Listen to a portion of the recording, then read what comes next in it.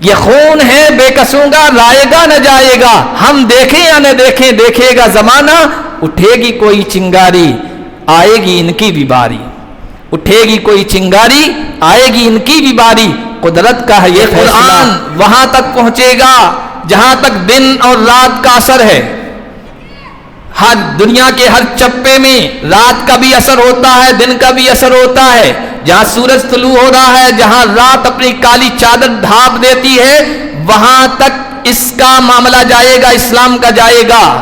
وَلَا يَتْرُكُ اللَّهُ، پوری دنیا کو میرے سامنے سمیٹ کے رکھ دیا، جیسے اسکرین میں انسان دیکھتا ہے نا، پوری دنیا یوں سمیٹ کے رکھ دی گئی۔ میں نے مشرق بھی دیکھے، میں نے مغرب بھی دیکھے، وَإِنَّ أُمَّتِي سَيَبْلُغُ، کہ پہلے یہ شہر فتح ہوگا تو کیا دوسری پیشن گوئی پوری نہیں ہوگی؟ اس کا مطلب یہ ہے کہ یورپ میں اسلام دوبارہ داخل ہوگا۔ اگر تم سے یہ کہا جائے کہ تاتاری شکست کھا گئے ہیں، ہار گئے ہیں، تو ماننا مت۔ یعنی دماغ میں یہ بیٹھ گیا تھا کہ کوئی افسانوی کوئی طاقتیں قوتیں افسانوی انبیٹیبل، ناقابل تسخیر، اجے جسے کہتے ہیں ہندی میں، بلڈوزر چلا دو، انکاؤنٹر کر دو، حوصلے توڑ جائیں گے، یہ سر اٹھا نہیں سکیں گے۔ ان الذین کفروا بالذکر لما جاءہم وانہ لکتاب عزیز لا یأتیہ الباطل من بین یدیہ ولا من خلفہ تنزیل من حکیم حمید۔ وقال النبی صلی اللہ علیہ وسلم ان اللہ زوالی الارض فرأیت مشارقها ومغاربها وان امتی سیبلغ ملکها ما زوی لی منها او کما قال النبی صلی اللہ علیہ وسلم۔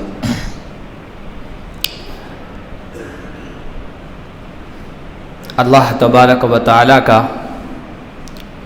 بے پناہ شکر ہے، فضل و مہربانی ہے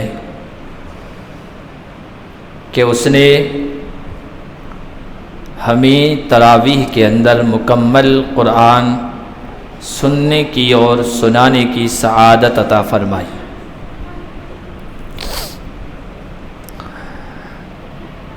اللہ کی کتاب ہے، اللہ کا کلام ہے، آسمانی کتابوں کی سردار ہے۔ اس کا پڑھنا، پڑھانا، سننا، سنانا یہ کوئی معمولی نعمت نہیں ہے۔ اللہ تعالیٰ نے اس کتاب کی حفاظت کا انتظام اس طرح فرمایا ہے کہ یہ بار بار پڑھی جاتی ہے، دہرائی جاتی ہے، سنی جاتی ہے، سنائی جاتی ہے، سمجھنے والا بھی پڑھتا ہے، نہ سمجھنے والا بھی اس کی تلاوت کرتا ہے۔ یہ سب انتظامات ہیں اس کتاب کی حفاظت کے۔ صرف رمضان المبارک میں، پورے سال کو تو چھوڑیے، صرف رمضان المبارک میں صرف ایک شہر میں اس کتاب کو کتنا پڑھا جاتا ہے کوئی گن نہیں سکتا، شمار نہیں کر سکتا۔ پوری دنیا کی بات الگ رہی۔ اللہ تعالیٰ نے اس کی حفاظت کی ذمہ داری خود لی ہے۔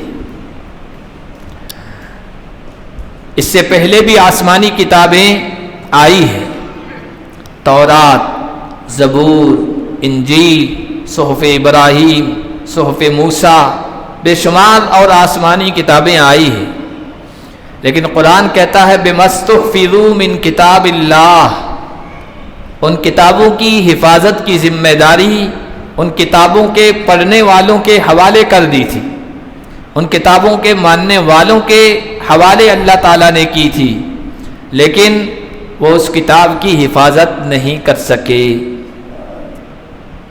کتابوں میں تبدیلیاں ہو گئی، چینجنگ ہو گئی، کچھ بڑھا دیا گیا، کچھ گھٹا دیا گیا، مختلف کتابوں کے مختلف نسخے، مختلف ایڈیشن آپ اٹھا کے دیکھیں، بلکہ آپ کو عجیب معاملہ محسوس ہوگا کہ ایک ہی مکتبے سے، یعنی جہاں سے کتابیں چھپتی ہے، ایک ہی مکتبے سے چھپنے والی بائبل آپ اٹھا کے دیکھیں جو مختلف زبانوں میں چھپی ہے، 1970 میں چھپی، پھر 2001 میں چھپی، یہ 29-30 سال کے عرصے میں ان کتابوں میں تبدیلیاں آ گئی، کچھ گھٹا دیا گیا، کچھ بڑھا دیا گیا، ان کے باب کو، چیپٹر کو، ان کی آیتوں کو شمار کریں گے آپ، گنیں گے تو تعجب ہوگا کہ کچھ چیپٹر بڑھا دیے گئے ہیں، دوسرے ایڈیشن میں کچھ چیپٹر غائب ہیں۔ ایک ہی جگہ سے چھپنے والی کتاب کا یہ حال ہے، بائبل کا یہ حال ہے، زبور کا یہی معاملہ ہے، انجیل کا یہی معاملہ ہے، تورات کا یہی معاملہ ہے، ساری آسمانی کتابیں۔ کیوں؟ ان کے ماننے والوں کے حوالے اللہ نے کیا تھا، ان کی حفاظت کی ذمہ داری تمہیں کرنی ہے، لیکن انہوں نے نہیں کی، اپنی طرف سے اس میں بہت کچھ گھٹا دیا، بڑھا دیا۔ لیکن اس کتاب کی ذمہ داری اللہ تعالیٰ نے لی ہے۔ ان الذین کفروا بالذکر لما جاءہم وَإِنَّهُ لَكِتَابٌ عَزِيزٌ، بے شک جب ذکر نصیحت کی بات قرآن ان لوگوں کے پاس آ گیا تو انہوں نے اس کا انکار کر دیا، کفر کیا، اس کا انکار کر دیا۔ لیکن اِنَّهُ لَكِتَابٌ عَزِيزٌ، یہ کتاب عزیز ہے، یہ کتاب عزیز بھی ہے، کتاب العزیز بھی ہے، اور کتاب عزیز بھی۔ کتاب العزیز ہے، عزیز غالب رہنے والے کی کتاب ہے، اور کتاب عزیز ہے، غالب رہنے والی کتاب، چھا جانے والی کتاب ہے، محفوظ رہنے والی کتاب ہے۔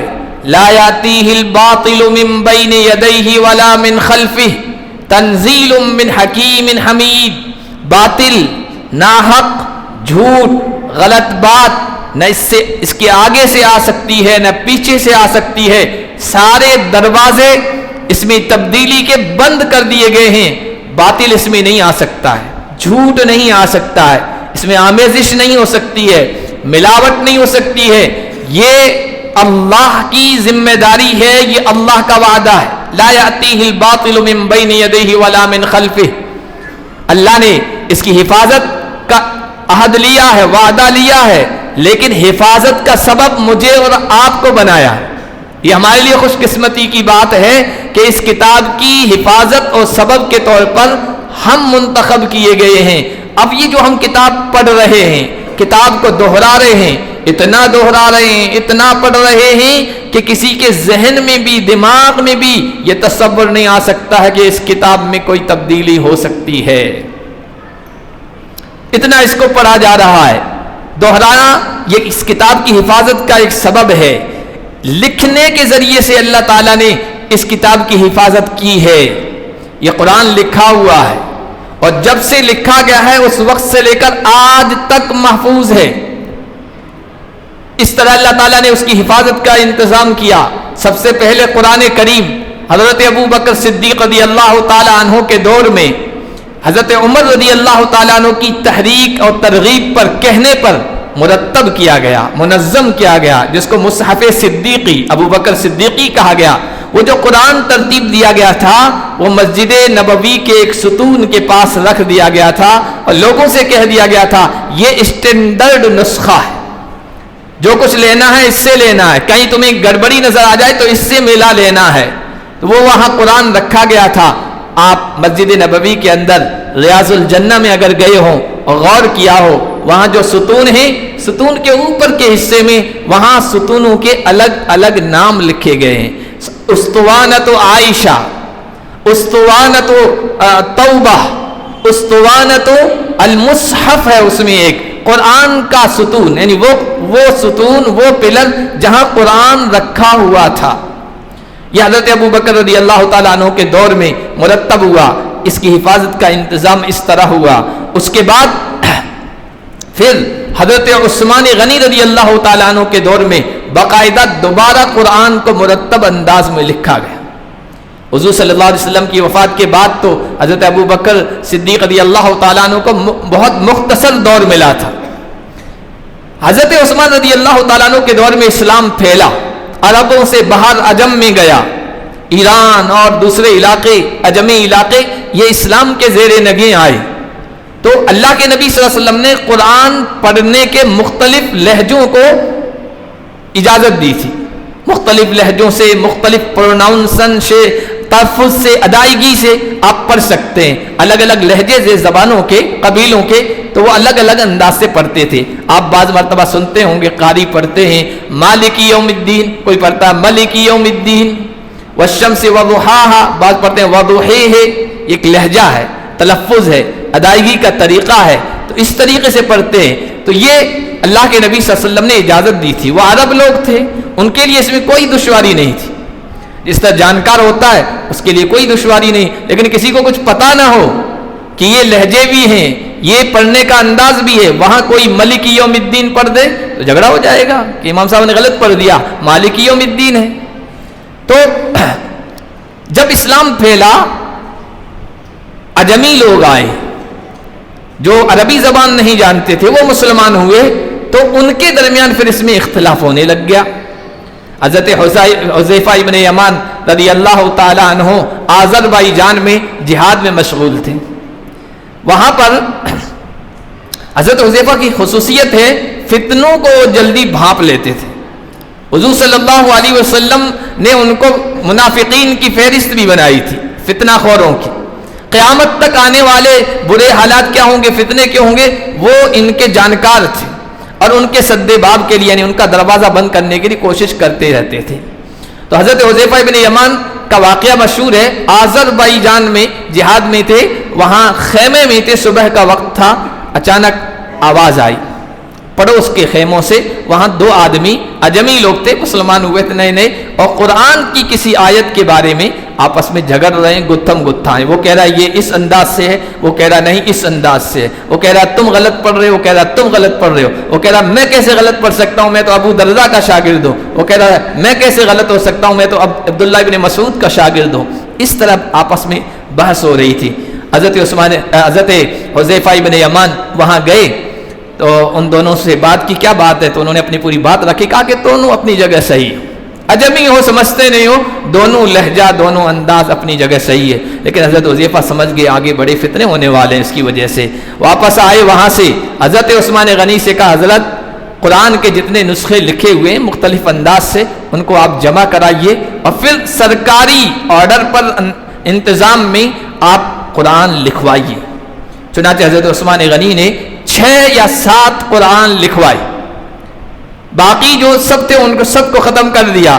6 یا 7 قرآن لکھوائے، مختلف علاقوں میں بھیجے جہاں جہاں اسلام پھیل چکا تھا، اور وہاں کے لوگوں سے کہا گیا اب جو کچھ بھی قرآن لینا ہے، حاصل کرنا ہے، دیکھنا ہے، تو اس قرآن سے دیکھ لینا، یہاں سے لے لینا. ایک نسخہ اس میں سے وہی مسجد نبوی کے ستون کے پاس بھی رکھا گیا. اب آپ اگلی بات میں بتانا چاہتا ہوں، اللہ حفاظت جب کرنے پہ آتا ہے تو ضروری نہیں ہے کہ مسلمانوں سے حفاظت کروائے. وہ بے نیاز ذات ہے، وہ صمد ہے، اللہ الصمد بے نیاز ذات ہے، وہ جس سے کام لے لے.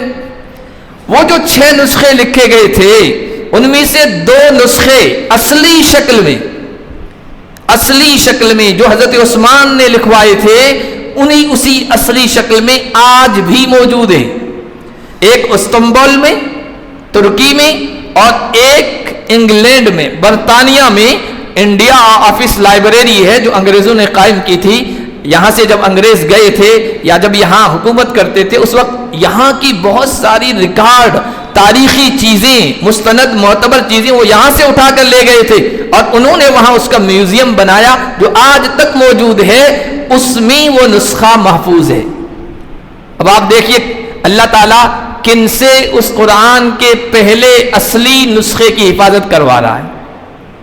وہاں وہ قرآن موجود ہے، جانے والے جاتے ہیں وہاں دیکھتے ہیں، اس میں پوری سند موجود ہے کہ قرآن کا نسخہ کہاں سے کس کے پاس آیا، پھر دوسرا کون آدمی تھا کس کے پاس آیا، پھر کس کے پاس آیا. حضرت عثمان کے دور سے اس کے اوپر لکھا ہوا ہے کتبہ عثمان بن عفان، اوتومن لکھا ہوا، اوتومن، عثمان کو اوتومن کہتے ہیں، کہ اس کو عثمان بن عفان نے لکھوایا تھا. یہ وہ نسخہ ہے. پھر کہاں سے آیا؟ وہ مختلف نام لکھے ہوئے ہیں. چونکہ وہ یہاں سے لے گئے تھے تو اس میں سب سے پہلے ترکی کا جو بادشاہ تھا سلیم ترکی، اس کا نام لکھا ہوا ہے. پھر وہ صفویوں کے پاس آیا، اسماعیلیوں کے پاس، ان کا نام لکھا ہوا ہے. پھر شاہ جہاں کا نام لکھا ہوا ہے، جہانگیر کا نام لکھا ہوا ہے. پھر جو اخیر میں جو نام لکھا ہوا اس میں وہ ہے بہادر شاہ ظفر کا، اور سب کی مہریں لگی ہوئی ہے اس پر. اور اس میں انگریزوں نے لکھا کہ ہم نے یہ نسخہ بہادر شاہ ظفر کی اس کی خاص گھر کی لائبریری سے حاصل کیا ہے اور وہاں سے اس کو ہم یہاں لے کے آئے. اب اگر کوئی کہ یہ کتابیں اب چھپ رہی ہے، اس میں اپنی طرف سے بڑھا دیا گیا، قرآن لکھ دیا گیا، نہیں، اس کی اصل کاپی جو عثمان بن عفان نے تیار کروائی تھی ہو بہو اصلی شکل میں آج بھی دنیا کے سامنے موجود ہے. یہ اس کتاب کی حفاظت کا انتظام اللہ تعالیٰ نے اس طریقے سے کروایا ہے، اور یہ اس وجہ سے کروایا کہ فیصلہ ہے اللہ کا، یہ اللہ کا فیصلہ ہے. قرآن یعنی اسلام، اسلام مطلب قرآن، اس کے بارے میں اللہ کا فیصلہ ہے قیامت تک اس کو رہنا ہے، اس کو ختم نہیں ہونا ہے. قرآن کے نظام کے ذریعے سے، قرآن کے اصول کے ذریعے سے، قرآن کی قوانین کے ذریعے سے، قرآن کی ہدایات کے ذریعے سے، قرآن کے اصول کے ذریعے سے دنیا کے نظاموں کو بدلنا ہے. قرآن کے ذریعے سے دنیا کی کایا پلٹنی ہے، کائنات کی کایا پلٹنی ہے، اور قرآن کو غلبہ دینا ہے اور کامیاب کرنا ہے ہمیشہ کے لیے. اس لیے سب چیزیں اللہ تعالیٰ نے محفوظ کر رکھی ہے. علامہ اقبال رحمۃ اللہ علیہ نے کہا تھا، چیست قرآن خواجارہ پیغام مرگ، چیست قرآن خواجارہ پیغام مرگ، دستگیر بندے بے ساز و برگ. جانتے ہیں قرآن کیا ہے؟ یہ قرآن خواجارہ پیغام مرگ. یہ دنیا میں جو دندناتے پھر رہے ہیں نا، یہ جو آقا، یہ بڑے ظالم و جابر لوگ، یہ بادشاہ، یہ حکمراں، یہ دندناتے پھرنے والے، ان کو خواجہ کہہ رہے ہیں، بڑے آدمی کو خواجہ کہتے ہیں. تو خواجارہ پیغام مرگ، یہ ان سب ظالموں جابروں کے لیے قرآن موت کا پیغام ہے. سب سے زیادہ ان کو اس کتاب سے ڈر لگتا ہے. اس کتاب کو ختم کر دو، اس خطاب کو مٹا دو، یہ کتاب جب تک رہے گی. وہ کہہ رہے، الٹا کہہ رہے، دنیا میں امن و آشتی نہیں ہو سکتی ہے، سکون نہیں آ سکتا ہے. اللہ کے خود کے اندر بے چینی ہے کہ یہ ہمارے خاتمے کا ذریعہ بن جائے گا. لوگوں کو بیوقوف بناتے ہیں. یہ قرآن جب تک رہے گا دنیا چین سکون نہیں پا سکتی. حالانکہ ان کے اندر کی جو بے چینی ہے وہ ہے اصل. خواجارہ پیغام مرگ، دستگیر بندے بے ساز و برگ. اور جو بندہ بے ساز و برگ ہے، جس کے پاس سامان نہیں ہے، قوت نہیں ہے، طاقت نہیں ہے، وہ اس کتاب سے وابستہ ہو جائے تو یہ دستگیر بن جاتا ہے، یعنی اس کا ہاتھ پکڑ لیتا ہے، عزت کی بلندیوں پر اسے فائز کر دیتا ہے. نقش قرآن در عالم نشست، نقش آئے کاہنوں پایا شکست. فارسی کے اشعار ہیں علامہ اقبال کے. جب یہ قرآن کا نقش اس دنیا میں اترا، اس دنیا میں نازل ہوا، اترا جب یہ قرآن، تو نقش آئے کاہنوں پایا شکست. پنڈتوں کے، باباؤں کے، کاہنوں کے، پوپوں کا جو نقش تھا، ان کا جو اثر تھا، اس کا اس نے خاتمہ کر دیا. ان کو زوال آ گیا. این کتابیں نے چیزیں دیگر است، جو کہہ رہے ہیں اس کتاب کو ختم کر دیں گے، مٹا دیں گے. علامہ اقبال کہہ رہے ہیں کتابیں نے چیزیں دیگر است. یہ کتاب نہیں ہے عام کتابوں کی طرح جو لکھی ہوئی ہے کہ اس کو ختم کر دیں گے، جلا دیں گے، مٹا دیں گے، اور پریسوں پر پابندی لگا دیں گے، چھپنے نہیں دیں گے، اس کا خاتمہ ہو جائے گا. یہ کتابیں نے چیزیں دیگر است. یہ کتاب نہیں ہے، یہ کوئی بہت اونچی چیز ہے. فاش گویم آنچے در دل مزمر است. میں صاف صاف نہ بتا دوں جو میرے دل کی بات ہے. پھر وہ کہا ان کتابیں نیست، یہ کتاب نہیں ہے، کتاب مت سمجھ لینا اس کو، یہ کوئی اور عجیب چیز ہے، اللہ کا پیغام ہے. یہ ختم ہونے کے لیے نہیں آیا ہے، یہ ظالموں کو، جابروں کو، باطلوں کو ختم کرنے کے لیے یہ کتاب آئی ہے. اللہ کے نبی صلی اللہ علیہ وسلم نے اسی لیے ارشاد فرمایا تھا، کوئی یہ سوچتا ہے کہ ختم ہو جائے گا، قرآن ختم ہو جائے گا، اسلام ختم ہو جائے گا، چونکہ لوگ ظاہری حالت کو دیکھ رہے ہیں نا، دنیا میں ہر جگہ پریشان، اس کتاب والے پریشان، مظلوم، بیچارہ، مارے جا رہے ہیں، پیٹے جا رہے ہیں. کچھ منافقین ان میں باہر آ جاتے ہیں، وہ ہوا کے رخ پہ چلتے ہیں کہ اب تو یہ سب ختم، کمزور، کچھ نہیں کر سکتے، تو وہ ان کی زبانیں بھی بڑی بڑی لمبی ہو جاتی ہے، قرآن میں یہ کمی، محمد عربی کی سیرت میں یہ خامی، اور فلاں یہ فلاں فلاں. یہ ان کی خام خیالی ہے کہ یہ کمزوری اس امت کے ساتھ ہمیشہ رہے گی. یہ خام خیالی ہے، ہمیشہ کے لیے یہ امت نیند میں نہیں رہ سکتی. اس زندہ کتاب کو ماننے والی یہ زندہ قوم، ٹھیک ہے کمزوری آ سکتی ہے، ضعف آ سکتا ہے، حالات کبھی دیگر گوں ہو سکتے ہیں، لیکن ہمیشہ کے لیے ایسے رہیں گے نہیں.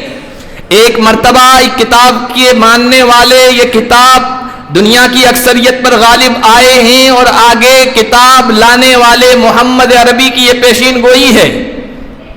لَيَبْلُغَنَّ هَذَا الْأَمْرُ مَا بَلَغَ اللَّيْلُ وَالنَّهَارُ. یہ معاملہ، یہ اسلام، یہ قرآن وہاں تک پہنچے گا جہاں تک دن اور رات کا اثر ہے. ہر دنیا کے ہر چپے میں رات کا بھی اثر ہوتا ہے، دن کا بھی اثر ہوتا ہے. جہاں سورج طلوع ہو رہا ہے، جہاں رات اپنی کالی چادر ڈھانپ دیتی ہے، وہاں تک اس کا معاملہ جائے گا، اسلام کا جائے گا. وَلَا يَتْرُكُ اللَّهُ بَيْتَ مَدَرٍ وَلَا وَبَرٍ إِلَّا أَدْخَلَهُ اللَّهُ هَذَا الدِّينَ. اللہ کوئی کچا پکا گھر نہیں چھوڑے گا. کچا گھر مطلب دیہات کا علاقہ، پکا گھر مطلب شہر کا علاقہ. کوئی دیہاتی علاقہ، کوئی شہر علاقہ نہیں چھوڑے گا. اللہ وہاں اس دین کو داخل کر کے رہے گا. بِعِزِّ عَزِيزٍ أَوْ ذُلِّ ذَلِيلٍ. عزت والے کو عزت کے ساتھ داخل کرے گا، اس کی عزتوں میں اضافہ کر دے گا، اور جو ذلیل بن کے رہے گا اس کی ذلت میں اللہ اور اضافہ کر دے گا اور اس کا نام و نشان مٹا دے گا. عزن یعز اللہ بہ الاسلام. اللہ تعالیٰ کسی کو اسلام کے ماننے کی توفیق دے دے گا اور اس کی عزتوں میں اضافہ فرما دے گا. وَذُلًّا يُذِلُّ اللَّهُ بِهِ الْكُفْرَ. اور جو نہیں مانے گا تو پھر کفر کے ذریعے سے اہل کفر کو اللہ تعالیٰ اور ذلیل کر دے گا. یہ اللہ کے نبی کی پیشین گوئی ابھی باقی ہے. پوری دنیا میں ابھی اسلام اور قرآن غالب نہیں آیا ہے. یہ پیشین گوئی تو اب پوری ہونے والی ہے. حضور نے فرمایا تھا ان اللہ زوالی الارض فرأیت مشارقها ومغاربها. میں سویا ہوا تھا، اللہ نے پوری دنیا کو میرے سامنے سمیٹ کے رکھ دیا. جیسے اسکرین میں انسان دیکھتا ہے نا، پوری دنیا یوں سمیٹ کے رکھ دی گئی. میں نے مشرق بھی دیکھے، میں نے مغرب بھی دیکھے. وَإِنَّ أُمَّتِي سَيَبْلُغُ مُلْكُهَا مَا زُوِيَ لِي مِنْهَا. جتنی دنیا میرے سامنے سمیٹی گئی، میری امت کی بادشاہت، حکومت، ملک وہاں تک پہنچ کے رہے گا. ابھی نہیں پہنچا ہے. ابھی دنیا کے تمام ملکوں میں اسلام نہیں پہنچا ہے اور مسلمانوں کی حکومت نہیں بنی ہے. تو اس کا مطلب یہ ہے کہ یہ پیشین گوئی بھی اب پوری ہونی ہے. صاحب کتاب، صاحب قرآن محمد الرسول اللہ صلی اللہ علیہ وسلم کی یہ پیشین گوئی ہے. حضرت عبداللہ ابن عمرو بن عاص رضی اللہ تعالیٰ عنہ نے ایک مرتبہ بیٹھے تھے. وہ کہتے ہیں اللہ کے نبی کے دربار میں ہم بیٹھے تھے اور اللہ کے نبی کے اقوال آپ کے فرامین ہم لکھ رہے تھے. کسی صحابی نے پوچھ لیا، یا رسول اللہ، قسطنطینیہ اور روما میں سے پہلا کون سا شہر فتح ہوگا؟ قسطنطینیہ موجودہ استنبول ترکی میں ہے نا، اس کا پرانا نام قسطنطینیہ ہے. روما یہ دونوں پورا یورپ کا علاقہ ہے. روما اب بھی اسی نام کے ساتھ موجود ہے. ان دونوں شہروں میں سے پہلا شہر کون سا فتح ہوگا؟ آپ کے غلام کون سا شہر فتح کریں گے؟ آقا نے فرمایا ہرقل کا شہر قسطنطنیہ تھا. چنانچہ اللہ کے نبی کی پیشن گوئی پوری ہو گئی. تقریباً 9ویں صدی ہجری میں 1500 عیسوی میں، آج سے 600 سال پہلے، ایک 23 سال کے مسلم نوجوان نے قسطنطنیہ شہر کو عجیب و غریب انداز سے فتح کیا تھا. آپ ذرا تفصیل ہو جائے گی، میں واقعہ نہیں بیان کر سکتا کس انداز سے اس کو فتح کیا تھا نا. نوجوان سرچ کر لیں کہ محمد الفاتح نے قسطنطنیہ استنبول کیسے فتح کیا. 23 سال کے نوجوان نے، اور اسلام یورپ میں یہاں سے داخل ہوا. وہ شہر فتح ہو گیا، آقا نے فرمایا تو پورا فتح ہو گیا. دوسرا شہر ابھی فتح نہیں ہوا ہے، روما، ویٹیکن سٹی، عیسائیوں کا وہ علاقہ یورپ کا علاقہ ہے. تو اس کا کیا مطلب؟ جب حضور کی وہ پیشین گوئی ہو گئی پوری کہ پہلے یہ شہر فتح ہوگا تو کیا دوسری پیشین گوئی پوری نہیں ہوگی؟ اس کا مطلب یہ ہے کہ یورپ میں اسلام دوبارہ داخل ہوگا، اور یہ داخلہ اسلام کا مکمل طور پر غلبے کی شکل میں ہوگا۔ قرآن اور قرآن والے پھر یورپ پر چھائیں گے، یہ میرے آقا کی پیشین گوئی ہے اور انشاءاللہ پوری ہو کے رہے گی۔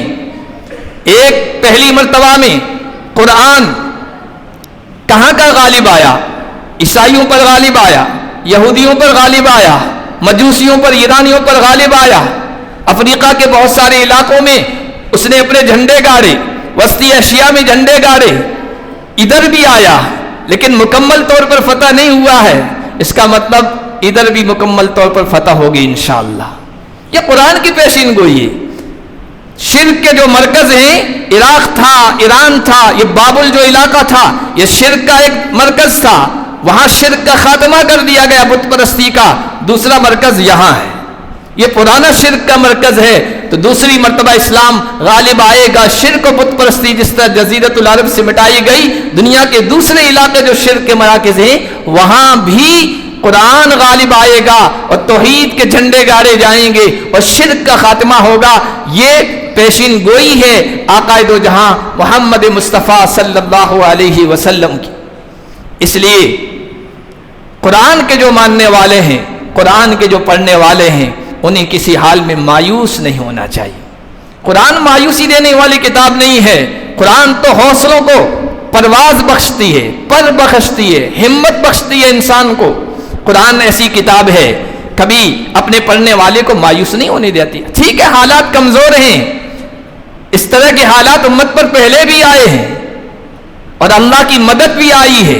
اللہ کی مدد کب آتی ہے؟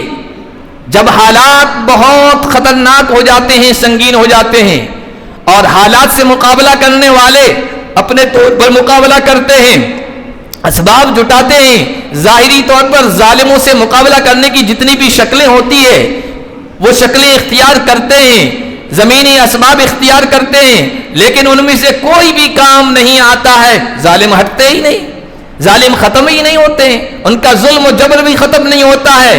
اور جب ذہنوں میں یہ بات آنے لگتی ہے کہ یار یہ تو ہٹیں گے ہی نہیں، یہ تو دندناتے پھریں گے، یہ تو اسی طرح ظلم کا شکار کرتے چلے جائیں گے، ہم کو شکار بناتے چلے جائیں گے، یہ جب انسان کے دل میں جب بات آتی ہے، افراد کے دل میں بات آتی ہے، ظاہری اسباب سے جب مایوس ہو جاتے ہیں نا، پھر یوں ہاتھ اٹھتے ہیں اللہ کی طرف، اور پھر وہ قہار ذات، وہ جبار ذات، وہ منتقم ذات آخری سہارا بن کر دل کے دکھوں پر مداوا اور مرہم رکھتی ہے، اور پھر اللہ کی مدد آتی ہے۔ قرآن کہتا ہے حَتَّى إِذَا اسْتَيْأَسَ الرُّسُلُ وَظَنُّوا أَنَّهُمْ قَدْ كُذِبُوا جَاءَهُمْ نَصْرُنَا۔ نبیوں نے کہا ظالم ختم ہوں گے، کفر والے ختم ہوں گے، ستانے والے ختم ہوں گے، لیکن وہ ختم ہی نہیں ہو رہے تھے، یہاں تک کہ دلوں میں بات آنے لگی کہ نبیوں کا جو وعدہ ہے کہ اسلام غالب آئے گا، اہل اسلام غالب آئیں گے، قرآن کے پڑھنے والے غالب آئیں گے، یہ وعدہ تو پورا ہی نہیں ہوا، گویا یہ جھوٹ ہو گیا۔ انہم قد کذبوا جاءہم نصرنا۔ جب انسانوں کی یہ کیفیت بن جاتی ہے نا، ظاہری حالات سے وہ مایوس ہو جاتے ہیں کہ اب کچھ نہیں ہونے والا ہے، اس وقت اللہ کہتے ہیں ہماری مدد آتی ہے، یہ حقیقت ہے۔ جاءہم نصرنا فنجی من نشاء، پھر ہم جسے چاہتے ہیں نجات دیتے ہیں، ولا يرد باسنا عن القوم المجرمین، پھر ظالموں سے ہماری پکڑ کوئی رد نہیں کر سکتا ہے، کوئی لوٹا نہیں سکتا ہے، اور پھر جب ہم پکڑیں گے تو ایسی پکڑ کریں گے کوئی چھڑا نہیں پائے گا، عبرت کا نشان بنا دیں گے ظالموں کو۔ یہ زمینی ایک حقیقت ہے، اور آپ پورے تاریخ اٹھا کے دیکھ لیں، اللہ کے نبی صلی اللہ علیہ وسلم اور آپ کے ماننے والوں کو ستایا جا رہا ہے، پریشان ہیں، مکہ میں مظلوم ہیں، چھپ چھپا کر ہجرت کر رہے ہیں، خود اللہ کے نبی ہجرت کرنے پر مجبور ہیں، اور کس طریقے سے کر رہے ہیں؟ رات کے اندھیرے میں چھپ کے۔ 13 سال مظلومیت کے 13 سال، اب دیکھا یہاں حالات نہیں بدلنے والے ہیں، اب یہاں سے گئے ہیں چھپ چھپا کے، غار میں چھپے ہوئے ہیں، غار میں چھپے ہوئے ہیں، پیچھے سے آ رہے ہیں، اور ابو بکر صدیق کہہ رہے ہیں یا رسول اللہ ذرا ہمارے پیروں کی طرف اگر یہ دیکھ لیں گے نا تو آج تو ہم پکڑے گئے، مارے گئے۔ بہت خطرناک صورتحال تھی۔ یہ جب آخری صورتحال آئی تو اللہ کی طرف سے کہا گیا نبی کہہ دیجئے لا تحزن ان اللہ معنا، گھبرائیے نہیں، اللہ ہمارے ساتھ ہے۔ اور پھر اللہ کہتے ہیں الا تنصروه فقد نصره اللہ اذ اخرجه الذين كفروا ثاني اثنين اذ هما في الغار اذ يقول لصاحبه لا تحزن ان اللہ معنا۔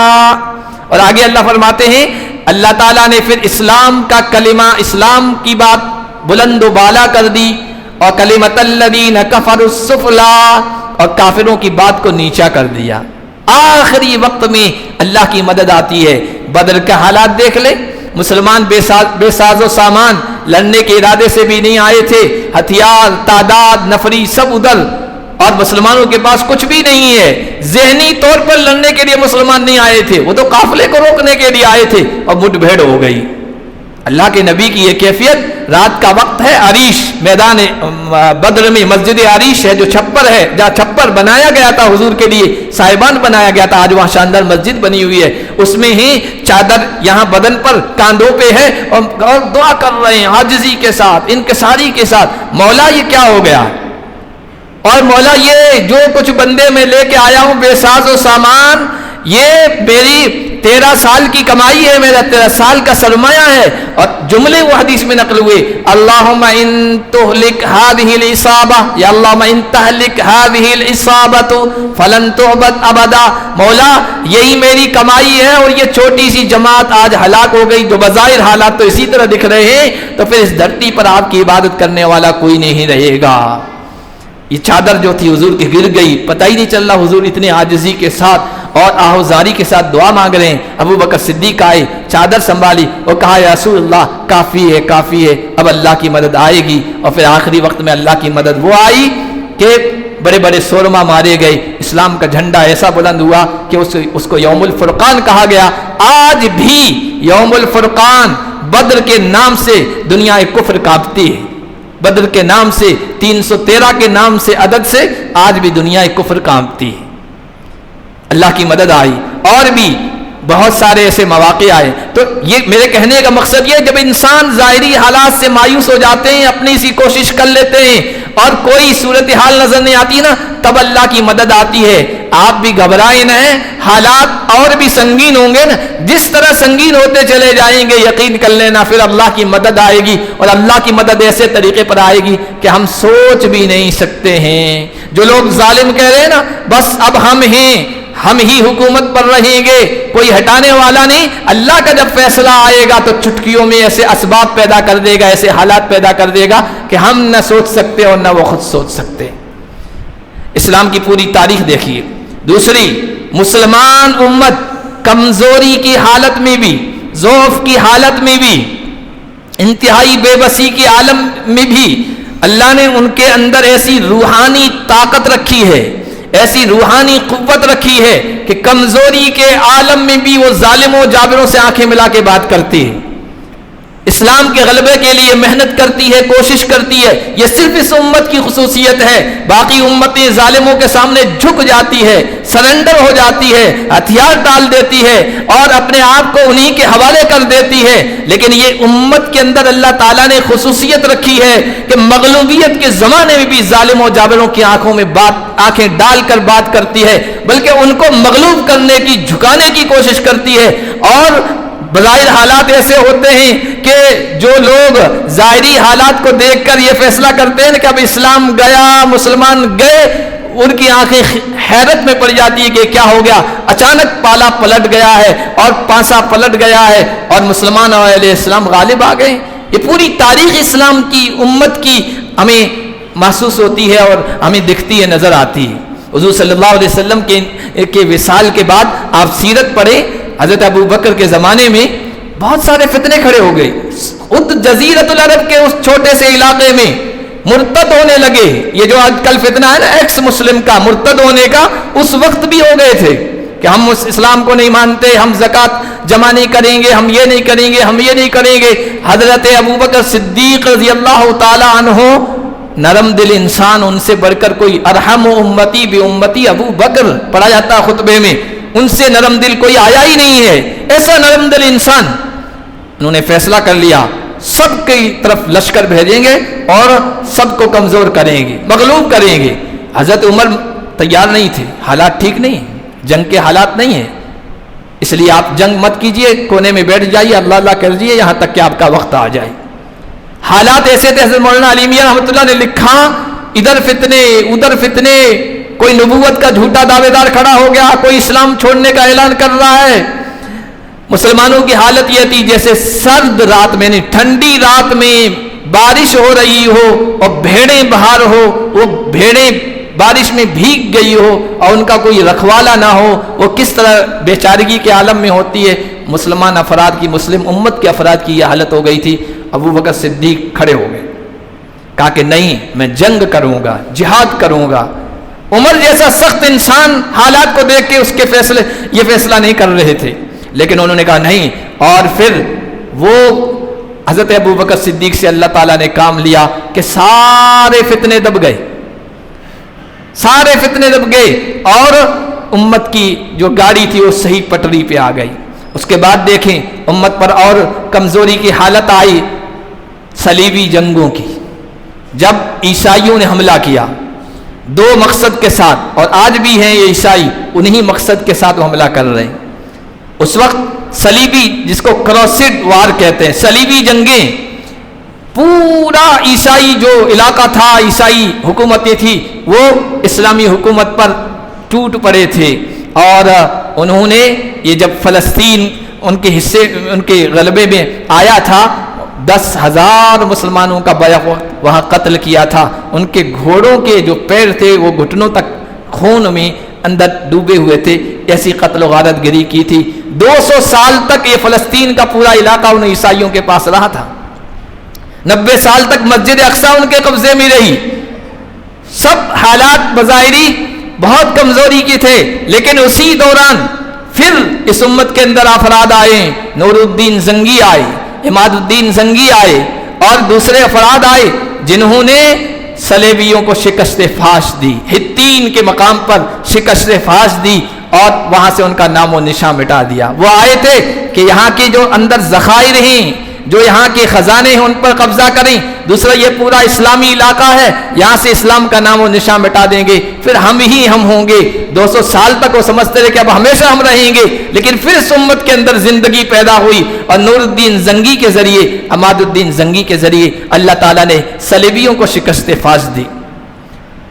اسی طرح تاتاریوں کا فتنہ دیکھیے آپ، تاتاری بت پرست قوم تھی، جنگلی وحشی، یہ ہلاکو خان، یہ جو خان سب لگے ہوئے تھے، یہ وہی تاتاری تھے، وحشی جنگلی، اور اتنا خطرناک ان کا فتنہ کہ چھوٹے چھوٹے اسلامی ممالک تھے، حکومتیں تھی، سب کو تہس نہس کر دیا، اور پھر آخر میں اتنی ہمت بڑھی کہ بغداد جو کیپٹل سٹی دارالخلافہ تھی مسلمانوں کی، وہ بھی انہوں نے اپنے قبضے میں لے لی، اور جب عراق میں بغداد میں گھسے ہیں، لاکھوں مسلمانوں کا قتل کیا۔ کھوپڑیاں اگر مسلمانوں کی جمع کی جاتی تو قطب مینار بن جاتا، اتنا انہوں نے قتل کیا ہے۔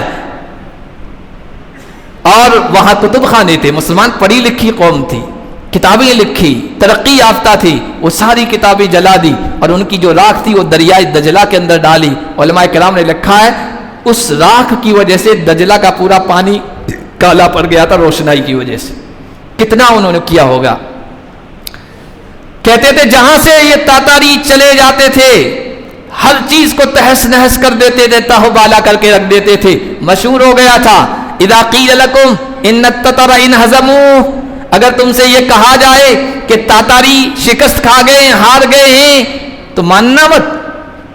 یعنی دماغ میں یہ بیٹھ گیا تھا کہ کوئی افسانوی، کوئی طاقت ہے، قوتیں افسانوی، انبیٹیبل، ناقابل تسخیر، اجے جسے کہتے ہیں ہندی میں، جیسے اسرائیل کے بارے میں اب تک لوگوں نے مشہور کر رکھا تھا کہ یہ انبیٹیبل ہے، اس کا آئرن ڈوم ایسا ہے کہ ہاں کوئی سوئی بھی پھینک دے تو وہ بھی نہیں جا سکتی ہے۔ لیکن وہ افسانوی قوت کا جو ایک پروپیگنڈا کر رکھا تھا، پہلے فلسطینیوں نے اس کو سبوتاز کر دیا، اس کے تار پود بکھیر دیے، اور ابھی ایران نے اس افسانوی حقیقت کی وہ سچائی کھول دی۔ اسی طرح تاتاری تھے کہ ان کو یہ بارے میں کہا جائے کہ شکست کھا سکتے ہیں تم مت ماننا، لیکن سیف الدین قطز جو غلام تھا، مسلمان تھا لیکن غلام تھا، وہ کھڑا ہوا عین جالوت کے موقع پر ان کا مقابلہ کیا اور ان تاتاریوں کا نام و نشان مٹا دیا، یعنی ان کو شکست دے دی، غلبہ ختم کر دیا۔ عجیب بات یہ ہوئی تاتاریوں کے ساتھ، یہ تاریخ میں پہلی مرتبہ ہوا ہے، یہ اسلام نے یہ قرآن ہی کی خاصیت ہے، اسلامی کی خاصیت ہے۔ عام طور پر یہ ہوتا ہے، غالب جو ہوتے ہیں مغلوب ماتحت اوپر والوں کا اثر قبول کرتے ہیں۔ یہاں پر بت پرست قوم ہے تو ہمارے مسلمانوں کے اندر انہی کی رسم رواج شادی غمی کی چیزیں آ گئی، کیونکہ وہ غالب ہیں، ہم مغلوب ہیں۔ اثرات مغلوب قوم کو، مفتو قوم اثرات لیتی ہے فاتح قوم سے، لیکن یہاں ایسا ہوا تاتاری جو غالب تھے وہ مغلوب ہو گئے، وہ مفتو ہو گئے، اور پوری کی پوری تاتاری قوم اسلام میں داخل ہو گئی، پوری کی پوری قوم اسلام میں داخل ہو گئی۔ اسی لیے علامہ اقبال نے کہا تھا، کیوں ہراسا ہے سہیل فرس عادا سے، تو نہ مٹ جائے گا ایران کے مٹ جانے سے۔ یہ دشمنوں کے گھوڑے جو ہنے نعرے ہیں نا، پہلے جنگ میں یہی ہوتا تھا، کیوں ہراسا ہے سہیل فرس عادا سے، تو نہ مٹ جائے گا ایران کے مٹ جانے سے، ہے آیا یورش تاتار کے فسانے سے، پاسباں مل گئے کعبے کو صنم خانے سے۔ یہ صنم خانے سے، بت خانے سے کعبے کے پاسباں یہ تاتاری، یہ ترک مل گئے، اور پھر انہوں نے اسلام کی حفاظت کی۔ ان میں بڑے بڑے مجاہدین اسلام کے لیے پھر بنے ہیں اور اسلام کی خدمت کی ہے۔ اس لیے آج قرآن کے نزول کی رات ہے، قرآن ہمیں یہ سبق دیتا ہے، نبی کی سیرت ہمیں یہ سبق دیتی ہے، ہمیں کسی حال میں مایوس نہیں ہونا ہے۔ کسی نے کہا تھا، گر وقت آن پڑا ہے مایوس کیوں کھڑا ہے؟ وقت آپ کے مخالف ہے، پریشان کن ہے، گر وقت آن پڑا ہے مایوس کیوں کھڑا ہے؟ اللہ بہت بڑا ہے، اللہ بہت بڑا ہے، قہر و جبر کے بت ہیں یہ، قہر و جبر کے بت یہ جو سامنے کھڑے ہیں، یہ جو ظلم کے بت ہیں نا، جو کہتے ہیں خاک میں ملا دیں گے، مٹی میں ملا دیں گے، فاتحہ پڑھنے کا موقع نہیں دیں گے، اور یہ کریں گے وہ کریں گے، یہ قہر و جبر کے بت یہ جو سامنے کھڑے ہیں، پانی کے بلبلے ہیں بس نام کے بڑے ہیں، پانی کے بلبلے ہیں بس نام کے بڑے ہیں، ایک کن کی مار ہیں یہ، اللہ کا امر کن ہو جائے گا نا، اذا اراد شیئا یقول له کن فیکون، وہ کسی کو کہے گا کن، کھڑا ہو جائے ان کے سامنے، پھر دیکھنا کیا ہوتا ہے۔ ایک امر کن کی مار ہیں، جتنے گوار ہیں یہ، جتنے گوار ہیں یہ ایک امر کن کی مار ہیں، اور یہ تاریخی سلسلہ ہے، یہ کوئی جذباتی بات نہیں ہے، یہ تاریخی سلسلہ ہے۔ اللہ بہت بڑا ہے، یہ خون ہے بے کسوں کا، بلڈوزر چلا دو، انکاؤنٹر کر دو، حوصلے توڑ جائیں گے، یہ سر اٹھا نہیں سکیں گے، یہ خون ہے بے کسوں کا، جائے گا رائے گا نا، یہ خون ہے بے کسوں کا، جائے گا رائے گا نا، ہم دیکھیں یا نہ دیکھیں دیکھے گا زمانہ، یہ خون ہے بے کسوں کا، رائے گا نہ جائے گا، ہم دیکھیں یا نہ دیکھیں دیکھے گا زمانہ، اٹھے گی کوئی چنگاری آئے گی ان کی بھی باری، اٹھے گی کوئی چنگاری آئے گی ان کی بھی باری، قدرت کا ہے یہ فیصلہ، اللہ بہت بڑا ہے، اللہ بہت بڑا ہے۔ یہ صدی 21ویں صدی ہماری ہے، قرآن کی ہے، اسلام کی ہے۔ آپ تاریخ اٹھا کے دیکھیے، 20ویں صدی یہ عیسائیت کی تھی، 19ویں صدی عیسائیت کی تھی، عیسائیوں کا غلبہ تھا، 20ویں صدی یہودیوں کی تھی، 20 عرب ملکوں پر، 40 دوسرے اسلامی ملکوں پر غلبہ بہرحال یہودیوں کا تھا 20ویں صدی میں، اور 21ویں صدی صرف اور صرف اسلام کی ہے۔ انشاءاللہ آپ دیکھ لینا، یہ زوال کی علامتیں ہیں، یہ گرنے کی علامتیں ہیں، یہ کمزور ہونے کی علامتیں ہیں۔ اللہ ظالموں کو، جابروں کو جب ختم کرنے پہ آتا ہے تو بڑی طاقتوں سے ختم نہیں کرواتا ہے، چھوٹی اور کمزور طاقتوں سے کرواتا ہے، تاکہ اللہ کی قدرت سامنے آئے کہ دیکھو ممولوں کو شاہین سے لڑوا دیتا ہے۔ کمزوروں کے ذریعے سے اللہ تعالیٰ بڑی طاقتوں کو ختم کرتا ہے۔ تو یہ صدی جو ہے نا 21ویں صدی، یہ ہماری ہے، یہ اسلام کے غلبے کی ہے، یہ حضور کی پیشین گوئیوں کے پوری ہونے کی ہے۔ اس لیے کہیں دل میں کوئی کنفیوژن، کوئی تذبذب، کوئی شک و شبہ کا کانٹا نہیں آنا چاہیے۔ ظاہری حالات کو دیکھتے ہوئے منافقین تو باہر کر رہے ہیں نا کہ ہم اسلام کی خامیاں بیان کریں گے، اسلام کا خاتمہ کر دیں گے، اور یہ فلاں فلاں یہ منافقین بھی دیکھنا حالات پلٹیں گے تو وہ بھی پلٹ جائیں گے. یہ اللہ کا فیصلہ ہے. یریدون لیطفئوا نور اللہ بافواہہم واللہ متم نورہ ولو کرہ الکافرون. اللہ کا فیصلہ ہے, اللہ اپنے نور کو غالب کر کے رہے گا, اگرچہ کافر اور مشرک اپنے منہ کی پھونکوں سے اس کو بجھانا چاہتے ہیں. ابھی پوری دنیا میں غلبہ نہیں ہوا ہے, تو اس کا مطلب یہ ہے اللہ کا یہ فیصلہ بھی پورا ہونا باقی ہے, یہ وعدہ بھی پورا ہونا باقی ہے. اس لیے قرآن سے جڑے رہیے, اسلام سے جڑے رہیے, اپنی تعلیمات سے وابستہ رہیے. مایوسی لانے کی ضرورت نہیں ہے. اور نہ لوگ شک و شبہ ڈال رہے ہیں اسلامی تعلیمات میں, ان کو اپنے دماغ میں بٹھانے کی ضرورت ہے. انشاءاللہ اللہ کا فیصلہ آئے گا اور دنیا دیکھے گی کہ زمانہ آج بھی قرآن ہی سے فیض پائے گا. زمانہ آج بھی قرآن ہی سے فیض پائے گا. چھٹے گی ظلمت شب اور نور جگمگائے گا. یہ جو رات کی تاریکی ہے نا, یہ ظالم طاقتوں کی یہ رات کی تاریکی ہے, یہ چھٹے گی, ختم ہوگی, اور قرآن کا نور اور صبح کی روشنی یہ جگمگائے گی. علامہ اقبال رحمۃ اللہ علیہ نے کہا تھا, شب گریزاں ہوگی آخر جلوہ خورشید سے, یہ چمن معمور ہوگا نغمہ توحید سے. شب رات کو کہتے ہیں, شب گریزاں ہوگی, یہ رات بھاگے گی, ختم ہوگی. شب گریزاں ہوگی آخر جلوہ خورشید سے, جب صبح یہاں سے طلوع ہوگا نا, صبح روشن طلوع ہوگی, سورج طلوع ہوگا نا, تو رات اپنی تاریکی کا بوریا بستر سمیٹ لے گی اور یہ چمن معمور ہوگا نغمہ توحید سے. اللہ کی یہ دھرتی, اللہ کی بنائی ہوئی کائنات توحید کے نغمے سے. یہ نغمہ فصل گلو لایا کا نہیں پابند, بہار ہو کے خزاں لا الہ الا اللہ. اس دھرتی پر صرف اور صرف کلمہ لا الہ الا اللہ بلند ہوگا, اور پھر انسانیت یہ سسکتی ہوئی, یہ بلبلاتی ہوئی, یہ مختلف عقیدوں میں, فلسفوں میں, پیچیدگیوں میں پھنسی ہوئی, یہ ظالموں کے ظالمانہ پنجوں میں پھنسی ہوئی انسانیت اسلام کے امن و سکون والے نظام سے آشنا ہوگی اور یہی سکون پائے گی. یہ ظالم ہیں, یہ انسانیت کے دشمن ہیں, اور اب تو انسانیت کو کھل کے سامنے آنا چاہیے. یہ دعوے کرتے ہیں آزادی کے, مردوں کی آزادی کے, عورتوں کی آزادی کے, بچوں کے حقوق کے اور جانوروں کے حقوق کے. ان کی ایپسٹین فائل اب سامنے آئی ہے کہ یہ وحشی ہیں, درندے ہیں, یہ انسانیت کے دشمن ہیں. سلوگن بہت اچھے ہیں کہ ہم انسانوں کی آزادی چاہتے ہیں, لیکن حقیقت میں یہ کتنے گندے ہیں. چھوٹے چھوٹے بچوں, چھوٹی بچیوں کو وحشیانہ اپنے طریقوں کا نشانہ بنانے والے یہ اتنے گرے ہوئے ہیں. یہودی ہوں یا عیسائی ہوں یا ان کے ہم نوا ہوں, یہ انسانیت کے دشمن ہیں. انسانیت کو اگر نجات مل سکتی ہے وہ صرف اسلام کے قرآن کے سائبان تلے. اللہ کرے کہ ہماری آنکھیں دیکھ لیں, ورنہ ہماری آنے والی نسلیں دیکھیں گی کہ یہ ہو کے رہے گا. سارے نظام درہم برہم ہوں گے, سارے نظام ختم ہوں گے, صرف قرآن کا نظام ہوگا, اور اسی نظام کے نیچے انسان سکون پائے گا. کس پریشانی میں مبتلا ہے انسانیت, وہ پریشانی سب دنیا کے سامنے ہے. انشاءاللہ قرآن کا جب نظام آئے گا تو پھر دیکھیں گے, پھر وہ سکون محسوس کریں گے. لیکن ظالموں کا پورا ارادہ, پروپیگنڈا یہی ہے, یہ نظام نہیں آنے پائی, یہ سامنے قرآن کا کہیں غلبہ نہیں ہونا چاہیے. جہاں کہیں بھی کوئی اسلامی حکومت یہ کہتی ہے نا ہم قرآن اور سنت کے مطابق خلافہ قائم کریں گے, نہیں, خلافہ نہیں قائم ہونے دیں گے. کیوں؟